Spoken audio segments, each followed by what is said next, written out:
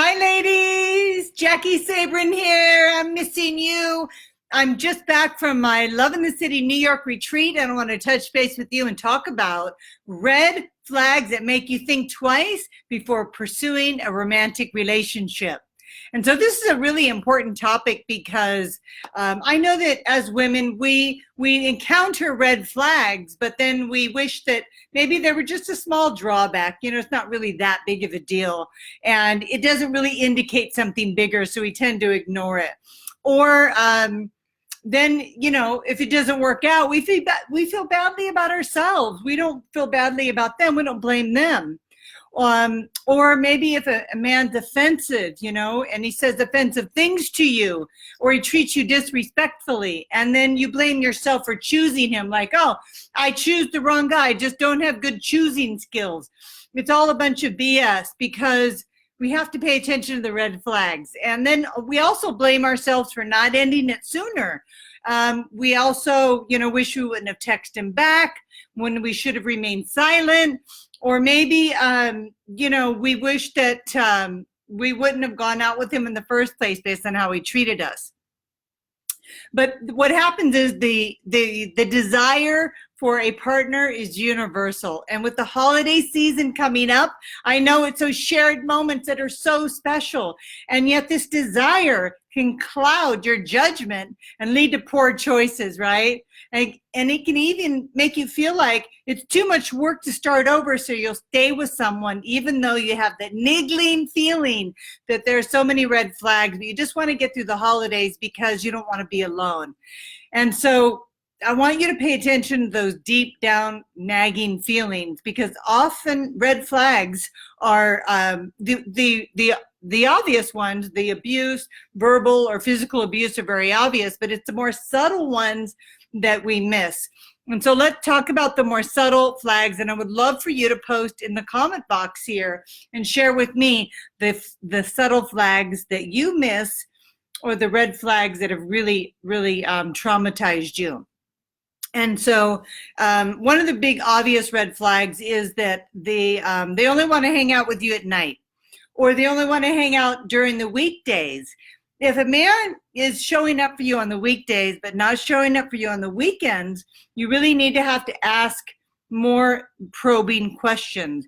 And that can be very confusing because it can be a subtle flag. And I have a situation with a client who, she had a man showing up beautifully for her during the weekdays, and he was doing things for her, helping her move, fixing things around her house, and he was being quite lovely, and they were having a very nice exchange. And then he wasn't really showing up on the weekends. And so, but because he was showing up on the weekdays and everything was seeming to go really well, she wasn't really wanting to confront what was going on the weekends. And there were other factors involved, but I'm trying to make a point that without asking those feelings, we ignore those red flags. And then what happens later is we blame ourselves for that. So that's why it's so important. And I encourage you to ask questions right up front, or ask questions as things surface inside of you. You start to get those feelings, those intuitive hits. Go ahead and ask the man you're dating the questions. And so what she ended up finding out was that after having about, I don't know, I think it was 4 or 5 dates where he helped her move and she cooked him dinner and they played tennis and they were having a really lovely time. Finally, she had the courage to ask him about spending time on the weekends and some other things that might be deal breakers for him that had come up in conversation. And he confided in her that he was getting over a breakup with a fiance. Big red flag, right?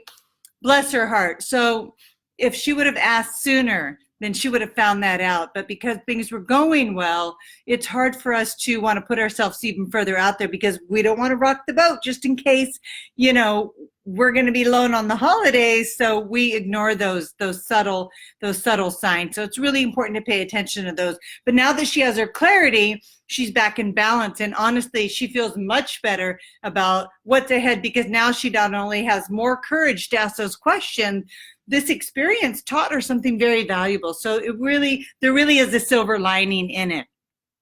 And so another red flag, and sometimes it can be subtle, is catching them in little red or white lies, right? Sometimes we say white lies are really acceptable, but really are they? And what is an acceptable white lie? And so maybe it's like a man telling you that he's gone offline, but then you go online and you see that he's online. And so that's really a bold-faced red lie. And so that would be, I would recommend that you address that you ask him about that. And then you'd have to explain why you were online. So it goes both ways on that one. And maybe you don't have a committed exclusive relationship, and so he has every right to be poking around online just as much as you do. But it's okay to mention it. Don't leave the elephant in the room. Go ahead and say, I was online last night, so you're already admitting it, and I noticed that you were too. How interesting.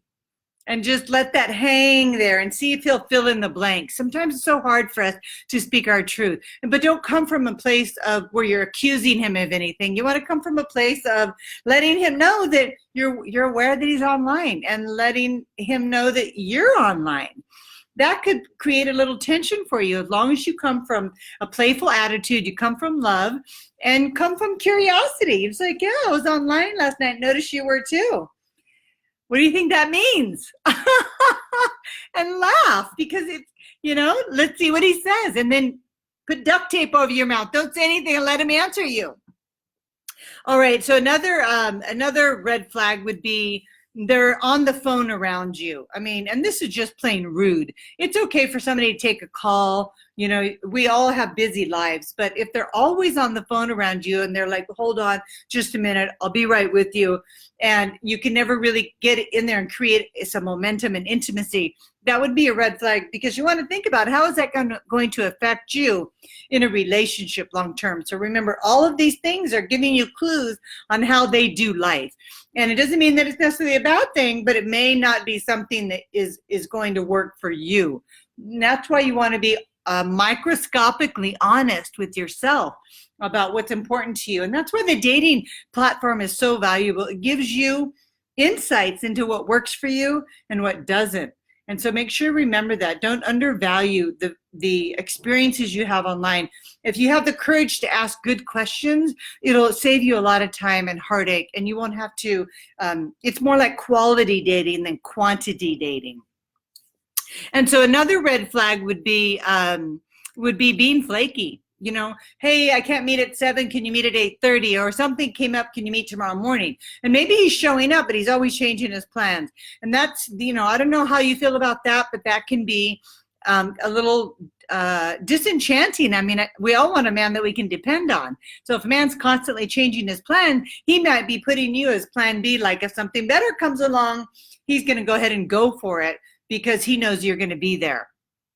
And so what I would suggest in that case is for you to say, actually, I'm sorry, it doesn't work for me. Yeah, that's not going to work for me. You don't have to explain yourself. There's a boundary. If you're not in a committed relationship, you don't have to explain yourself. You just simply say, that's not going to work for me, but, enjoy that. And I'll just catch up to you later. Maybe we can get together this weekend. Let's see if our schedules work, and we'll talk more then. So don't hang up the phone and be abrupt and get all defensive.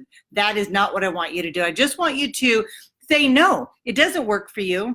And you don't have to explain why. It just doesn't. Maybe you're tired that day and you don't want to meet later. Say, let's make another plan, and let's talk about it tomorrow. I'm available after 10. I have a meeting at 9. Let's talk then. Have a good time. Enjoy. Bye. And so approach it like that. And another huge red flag is not respecting your boundaries. And this is really, really a big one for women, because we have a tendency to have weak boundaries. And weak boundaries means having a weak self-esteem. So I really want you to work on your boundaries. And so what would be some things that are not respecting your boundaries? And I'm just looking in the chat box here to see what your feedback is on this. So for me, what would not be, when a man isn't respecting my boundaries, he's not picking up on the personal clues, the body language that I'm putting out. If he scoots closer to me, I might scoot a little bit over and then sit more at an angle to create a little bit of personal space between us. And if he's not picking up on that, then that would be a boundary violation. And you could always say, hey, not so close, slow down, you're in my personal bubble. So always come from fun and love and see how they take that. If honey catches a lot of flies versus vinegar, and that's why I say doing this. Another way that men can violate your boundaries is by, asking you questions that you're not prepared to answer, such as, when's the last time you had sex? Unacceptable, red flag, none of his business is when. It's like, what I would say is, why do you want to know? That's kind of inappropriate, don't you think? And then just let that hang there. Always want to try to bring some levity to the situation instead of just smacking him down and being like, how dare you ask me a question like that? I mean, that's not the kind of woman that I want you to be. I want you to be a woman that asks a lot of questions. And hey, if he gets sexually aggressive with you, vote with your feet. And you all know what that means right now. Just say, this is going in a direction and I'm not going. So lovely glass of wine, thank you, and I'm going to head on home. Stand up, vote with your feet, and get the heck out of there. Don't hesitate to ever do that if you're ever feeling uncomfortable. Or maybe a man might ask you a question about, what happened in your divorce, and so you give him your scripted answer, which is the authentic answer. Well, we have some difference in parenting, and we spent a lot of time arguing about how to parent our children, and it just wore me down, and it also wore my children down. And I just felt that since we had such differences about parenting, that I felt very strongly that I would probably do better as a solo parent. He can parent the children how he wants, and we'd go our separate ways and stop the arguing in front of the children. And so maybe that would be your answer. And if he kept saying, well, what do you mean? Can you be more specific? And you're like, I think that's pretty specific. But if he keeps pressing and pressing, you need to hold that boundary. So that's a boundary violation. It's not okay if you're not ready to talk about something. So you're not withholding intimacy, which is a boundary. Not answering that question, that is a boundary.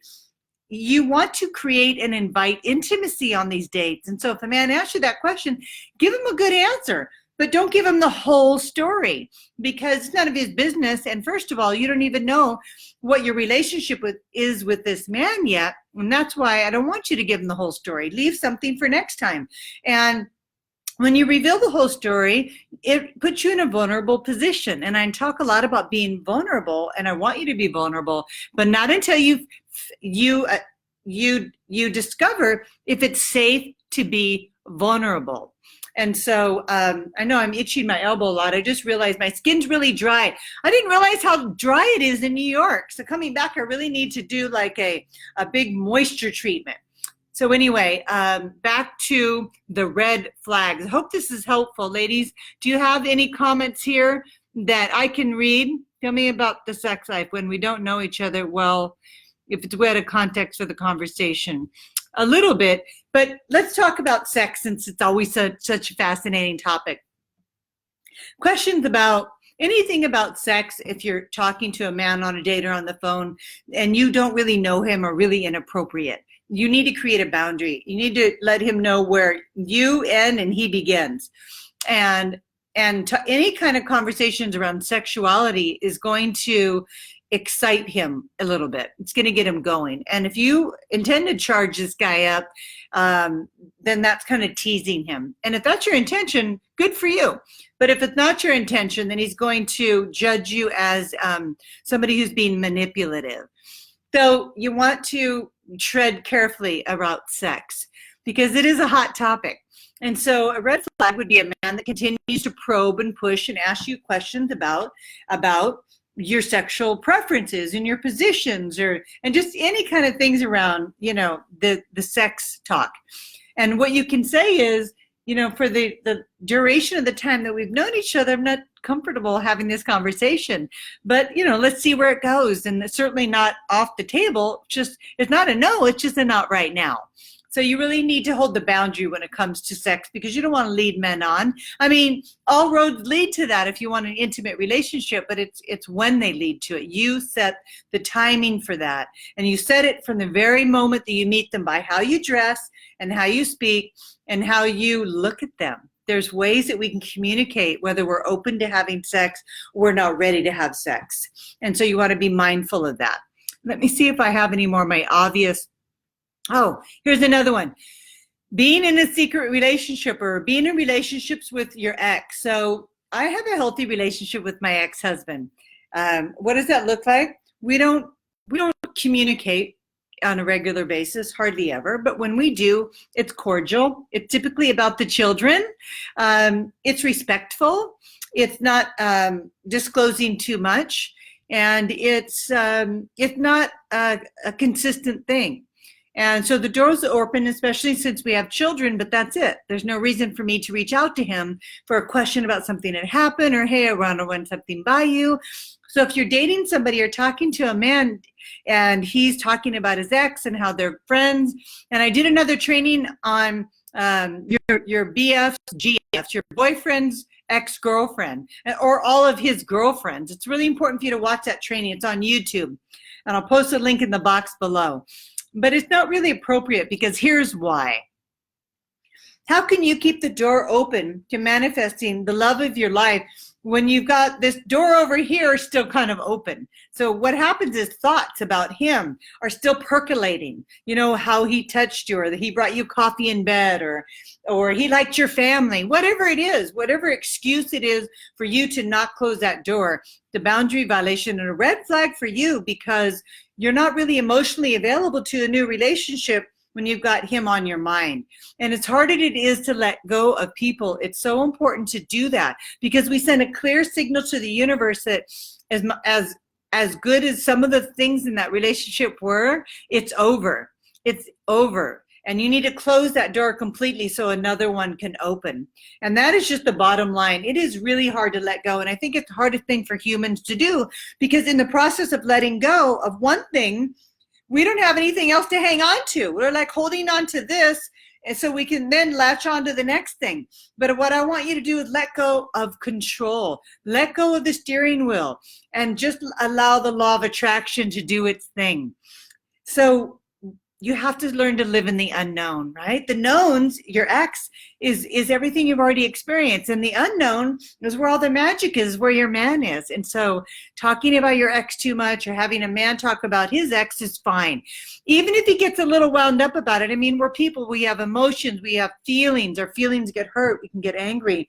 So you have to watch that. You have to weigh in and see, is this something that we can work through together? Or is he at a level 7 and 8 in his anger, bitter resentment, and I just can't work through that? Now, if he says, I want you to be friends with my ex because she's wonderful, run for the hills, because that means he's still emotionally enmeshed with her, over-connected to her, in a codependent relationship with her. And I don't care if it's because he has kids, he owes her money, they own a house together or business together. If they don't have a respectful working relationship, like an employee relationship, then he's over-connected to his ex, and she's always going to be in the picture. It's going to be the three of you, and you don't want that. So run in that case. Vote with your feet and take off.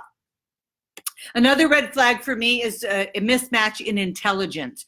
I'm not saying that we all have to be, I mean, I'm not the brightest crayon in the box, and I admit that. I'm good at these videos, but, you know, I don't have the highest IQ, you know, I'm me. But I need to be with somebody that I can relate to, and that's really what I'm referring to. I need you to be with somebody that you can relate to. If you're interested in physicists, then by all means, date an engineer or a scientist. That would be really fascinating to you, or at least be interested in it, or be able to have those conversations. So you want to make sure that you are on the same level intellectually, or somewhere in that range, so that you can relate to each other and enjoy a stimulating conversation. And that's why it's nice to have interests that you are both interested in, so that you can share in those interests. Inflexible attitudes are another thing. Those are really, red flags, because rigid thinking lacks flexibility, and we all have to be flexible. I mean, I just went to New York for a week with my beautiful women, and so many things happen, and you have to be willing to go with the flow. Otherwise, what happens is you're so rigid that it can spoil the moment, and once it spoils the moment, it really affects the people around you. So, for example, you go to a restaurant and you even have a reservation and they're full, they overbooked, and this nice restaurant, and you can't eat there. Instead of blowing up and getting all upset about it. You just go, you know what? Let's just go find another place. But if that one person's really stuck on it, really rigid, and like, I really wanted to take you there, I'm really upset, and they go on and on and on, it spoils the evening, doesn't it? So rigid thinking lacks flexibility, and it's really hard to get along with people. In the long run, you're constantly going to be trying to convince them, going into convincing about how they need to do this or they need to do that. They need to be in the moment. They need to relax. And then here you are, you're turning into their mother or their coach or and you sound critical, right? You end up sounding like you're being critical, even though you have wonderful, inspiring, insightful, important things that they need to hear, but they're too rigid to hear them. And so the final thing I want to leave you with before I go is giving money to men of any kind.